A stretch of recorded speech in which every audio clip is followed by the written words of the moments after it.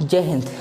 जैसा कि हम पिछले वीडियो के अंदर जलियांवाला बाग कांड समझ लिए थे, यानी कि रॉलेट एक्ट, और आज की वीडियो के अंदर एक भूगोल का कंसेप्ट है छाया तथा ग्रहण। ग्रहण वैसे भूगोल का है, जो छाया है ये फिजिक्स का टॉपिक है। देखिए, छाया क्या होती है? किसी वस्तु के ऊपर जब प्रकाश पड़ता है तो उसके पीछे जो काला हिस्सा होता है, यानी कि उसके जिस पीछे वाले हिस्से में रोशनी नहीं पहुंच पाती है, उसे हम कहते हैं छाया। वह डार्क पार्ट होता है, यानी कि काला हिस्सा होता है। देखिए, जो छाया होती है यह मुख्यतः दो प्रकार की होती है, अम्बरा तथा पेनुम्ब्रा। हिंदी में कहा जाए तो छाया तथा उपछाया। देखिए, अब ये जो मैं आपको छाया तथा उपछाया बताने वाला हूँ, इसके लिए पहले आपको पॉइंट सोर्स तथा एक्सटेंडेड सोर्स पढ़ना पड़ेगा। देखिए, पॉइंट सोर्स यानी कि होता है बिंदु स्रोत। देखिए, यदि कोई रोशनी, कोई प्रकाश किसी बिंदु से होकर के आता है, यानी कि आप उसे कह सकते हैं कि लाइट किसी पॉइंट सोर्स से आ रही है, यानी कि बिंदु स्रोत से आ रही है। अब देखिए, यदि आपका बिंदु स्रोत छोटा है, बिंदु तो छोटा ही होता है, बिंदु थोड़ी बड़ा होता है, तो आपका बिंदु है और उसके सामने जो ऑब्जेक्ट है वह बड़ा है, यानी कि वह बिंदु से बड़ा पड़ गया। अब जब बिंदु से रोशनी उस ऑब्जेक्ट के ऊपर जाएगी, तब जो है कि क्योंकि ऑब्जेक्ट बड़ा है, जो भी रोशनी रहेगी वो यहाँ से नहीं जा पाएगी, तो इस हिस्से में हो जाएगा काला पार्ट, यानी कि शैडो हो जाएगी, छाया हो जाएगी, और ये हो जाएगा अम्बरा।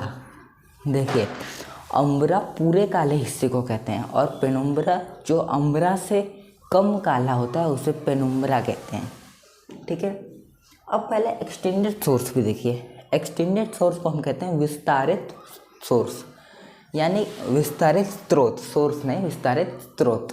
देखिए, जब लाइट किसी बड़ी वस्तु से आ रही हो उसे हम कहते हैं विस्तारित स्रोत। सबसे अच्छा एग्जाम्पल है सूरज। सूरज बहुत बड़ा है, उससे हमारी तरफ रोशनी आ रही है, और विस्तारित स्रोत के अंदर क्या है कि जो प्रकाश का पाथ है वो ऑब्जेक्ट से बड़ा है। ठीक है, समझ रहे हैं ना आप लोग?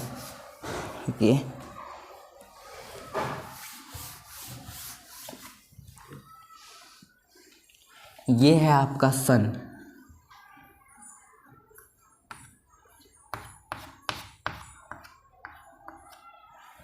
ठीक, यहाँ तो कोई दिक्कत नहीं। ये हो गया सूरज।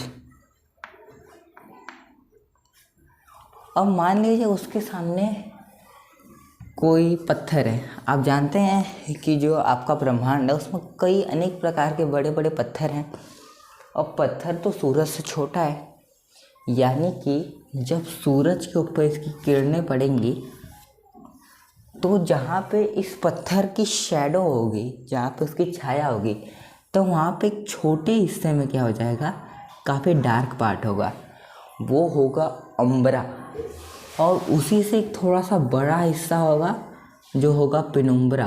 पेनुम्ब्रा हमेशा अम्बरा से कम काला होता है। यहाँ तक कोई दिक्कत नहीं।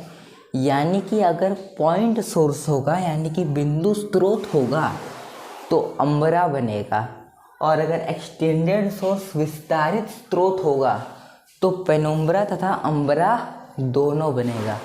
यहाँ तक कोई दिक्कत नहीं। अब आगे देखते हैं। देखिए, उम्मीद है कि अब छाया, उसके दो प्रकार, छाया तथा उपछाया, अम्बरा तथा पेनुम्ब्रा समझ गए हैं। अम्बरा तथा पेनुम्ब्रा काफ़ी छोटा टॉपिक है, ये अम्बरा पेनुम्ब्रा यहीं पे ख़त्म होता है। अब देखिए ग्रहण। ग्रहण क्या चीज़ होती है?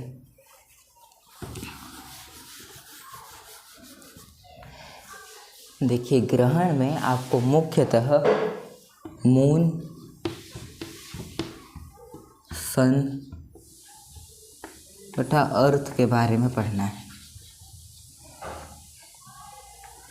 ग्रहण उसे कहते हैं यदि कोई लुमिनस ऑब्जेक्ट है, लुमिनस उसे कहते हैं जिसके बाद अपने खुद की रोशनी होती है, ओन लाइट होती है, उसे हम कहते हैं लुमिनस। यदि कोई लुमिनस ऑब्जेक्ट है उसके सामने एक ओपेक ऑब्जेक्ट आ जा रहा है, ओपेक ऑब्जेक्ट उसे कहते हैं जिस वस्तु के आर पार रोशनी नहीं जा सकती है। यानी कि किसी लुमिनस ऑब्जेक्ट के सामने कोई ओपेक ऑब्जेक्ट आ जाता है तो उसके पीछे पड़ती है छाया। और जब यही चीज़ ब्रह्मांड में होती है तो उसे कहते हैं ग्रहण, यानी कि एक्लिप्स। एक्लिप्स के अंदर आपको मून, सन तथा अर्थ के बारे में समझना है। देखिए, जो एक्लिप्स यानी कि ग्रहण होते हैं ये मुख्यतः 2 प्रकार के होते हैं, सूर्य ग्रहण तथा चंद्र ग्रहण। अंग्रेजी में बोला जाए तो सोलार एक्लिप्स तथा लूनार एक्लिप्स। देखिए, पहले सोलार एक्लिप्स को पकड़ते हैं। चलिए, मैंने आपको अम्ब्रा तथा पेनुम्ब्रा समझा दिया, तो यदि आप इसका स्क्रीनशॉट लेना चाहते हैं तो ले लें, उसके बाद मैं इसे पूछूंगा, ठीक है। चलिए, सोलार एक्लिप्स और लूनार एक्लिप्स को हम डायग्राम की मदद से समझेंगे।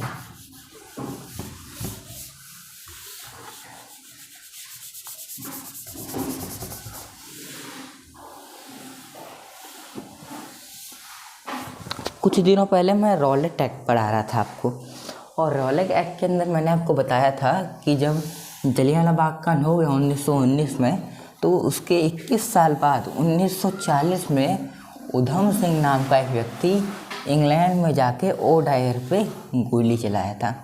मैंने आपको ये बात नहीं बताई थी उसके अंदर कि जब लंदन के अंदर उधम सिंह को लॉयर नहीं जज साहब के सामने नाम पूछा गया था तो उधम सिंह ने अपना नाम बताया था राम मोहम्मद सिंह आज़ाद।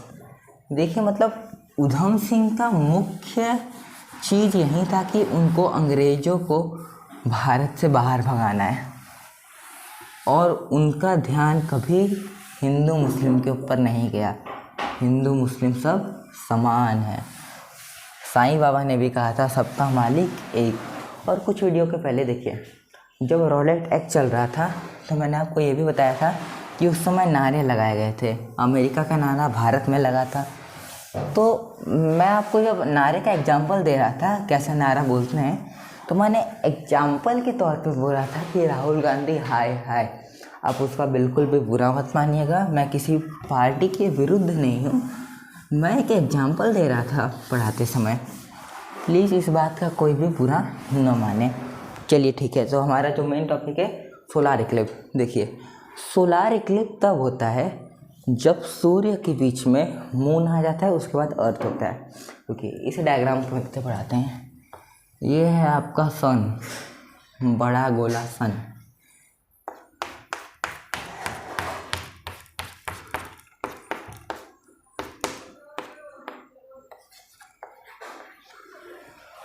और ये है पृथ्वी। पृथ्वी सूरज से थोड़ी छोटी है, काफ़ी छोटी है वैसे, थोड़ी नहीं। और ये है यहाँ पे छोटा सा मून, यानी कि चंद्रमा। सन, अर्थ,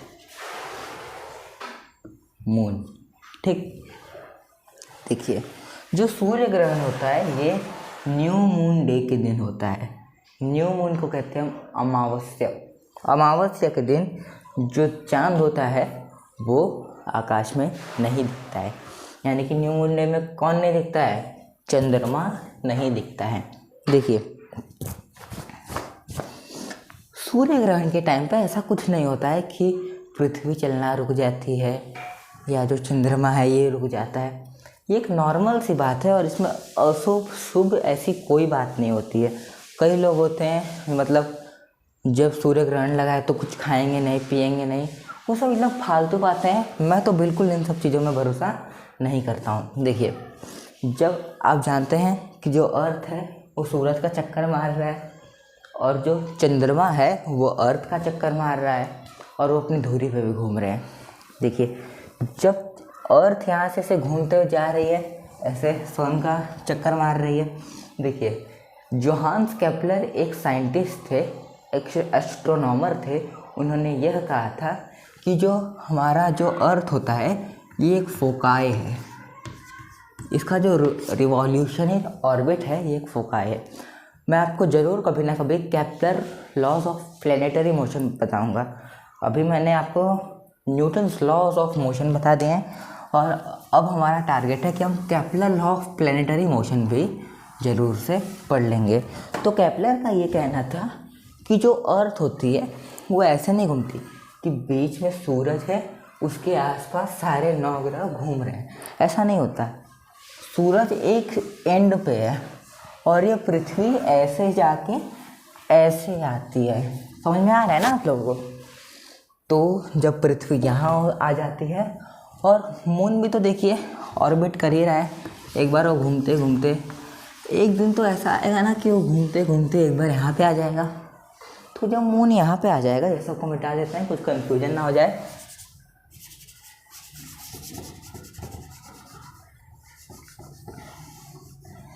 जब चंद्रमा सूरज तथा पृथ्वी के बीच में आ जाएगा, उस स्थिति को हम कहते हैं सोलार इक्लिप्स, यानी कि सूर्य ग्रहण। यानी कि दिन में जहाँ पे आपको कड़कीली धूप रहनी चाहिए, उस समय आपको चंद्रमा दिखने लगेगा। चंद्रमा में ढंग से नहीं दिखता है। देखिए, जब सोलार इक्लिप्स होता है यानी कि सूर्य ग्रहण, उस समय सूर्य से जो अल्ट्रावायलेट रेज होती है वो पृथ्वी पर डायरेक्ट आ जाती है। यही दिक्कत होती है। यदि आप उसको अपनी नेकेड आई सीधी आंखों से यदि आप उसको देख लिए तो आपकी आंखों पे काफ़ी बुरा प्रभाव पड़ता है। इसलिए कभी भी सूर्य ग्रहण को डायरेक्ट नहीं देखना चाहिए। उसके लिए स्पेशल टाइप के चश्मा बनते हैं, जो ब्लैक सनग्लासेस होते हैं, उससे भी आप उसको देख सकते हैं। देखिए, जो सूर्य ग्रहण होता है इसका मैक्सिमम ड्यूरेशन होता है 7 मिनट 31 सेकंड का, यानी कि 7 मिनट 31 सेकंड तक ही जो सोलार इक्लिप्स है वो रहेगा। देखिए, जो सोलार एक मिनट इसको मिटा देते हैं। अब ज़रूरी नहीं है कि 7 मिनट 31 सेकंड के बाद सूर्य ग्रहण अचानक से गायब हो जाए। जब चंद्रमा ऐसे घूमते हुए आ रहा है तो पहले वो यहाँ पहुँचेगा, फिर यहाँ पहुँचेगा, फिर यहाँ पहुँचेगा। अब जो सूर्य का प्रकाश है वो तो ऐसे ऐसे आ रहा है ना,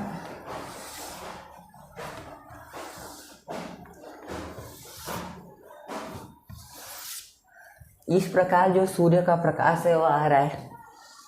तो जब वो यहाँ पर आएगा, इस पाथ में जब आ जाएगा तो इस हिस्से में भी थोड़ा सा कट जाएगा, यानी कि सूरज पूरा नहीं कटेगा, थोड़ा सा हिस्सा सूरज का आपको कटा हुआ दिखेगा। उसके बाद में जब वो बीच में आ जाएगा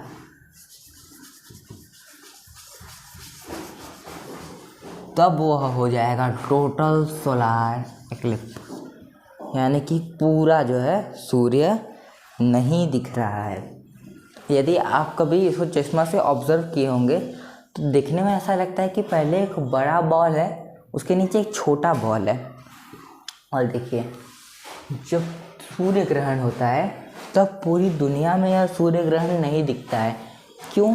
क्योंकि जब ये बीच में आ जाता है, अब आप जानते हैं कि जो सूर्य है एक्सटेंडेड सोर्स ऑफ लाइट है, विस्तारित स्रोत है, और जो ये चंद्रमा है बहुत छोटा सा है।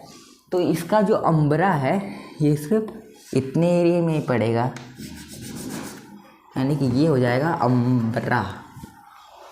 अब इस हिस्से में भी इसका थोड़ा थोड़ा छाया जाएगा, छाया भी फैलती है ना, तो यहाँ पे इसका हो जाएगा पेनुम्ब्रा।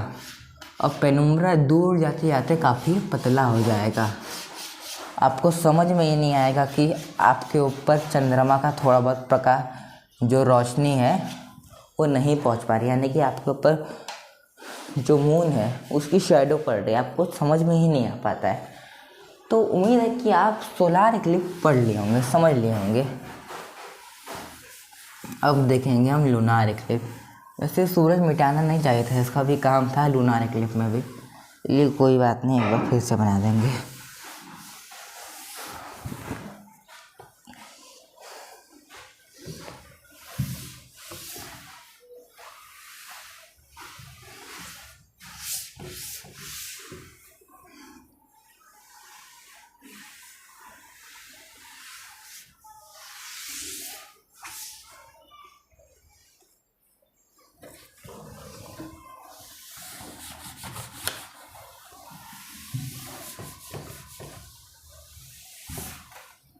ठीक है, तो अब हम पढ़ेंगे लूनार एक्लिप्स यानी कि चंद्र ग्रहण।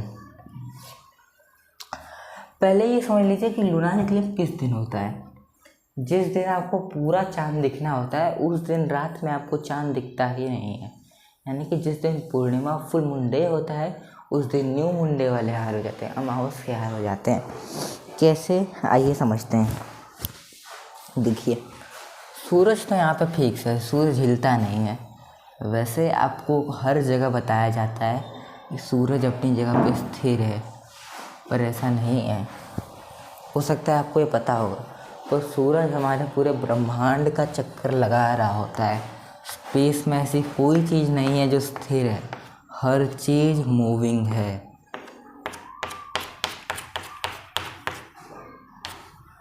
ये है सन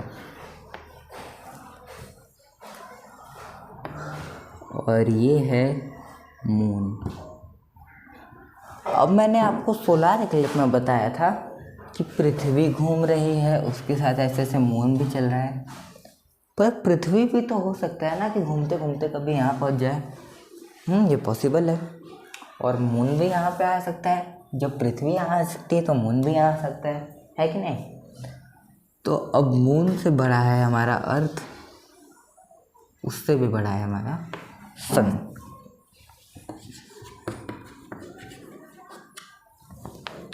देखिए, ये किस दिन होता है? पूर्णिमा के दिन होता है, यानी कि चंद्र ग्रहण कब होगा? पूर्णिमा के दिन होगा, फुल मून डे के दिन होगा।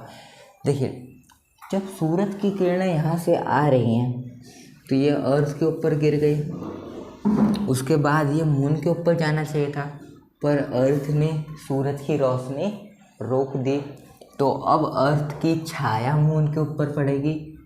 आप जानते हैं कि अब जो अर्थ है वो मून से बड़ी है, यानी कि जो उसका अंबरा है ये पूरा मून ही छेक लेगा और पेनुम्ब्रा यहाँ तक जाएगा।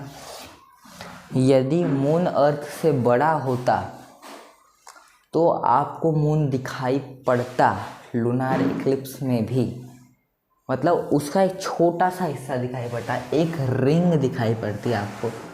बीच का हिस्सा, इतना हिस्सा ना दिखेगा, बिल्कुल नहीं दिखेगा, और एक रिंग समान आपको चंद्र दिखाई पड़ता यदि मून अर्थ से बड़ा होता। पर अच्छी बात है ये छोटा है।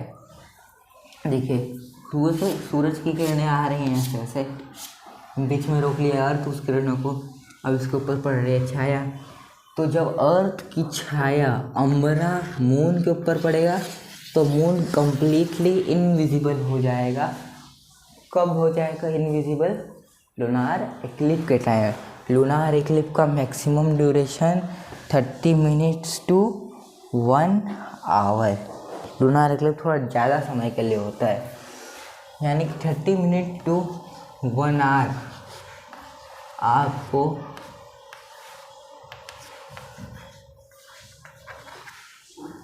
जो पूर्णिमा की रात है उसमें आपको चंद्रमा दिखाई ही नहीं पड़ेगा।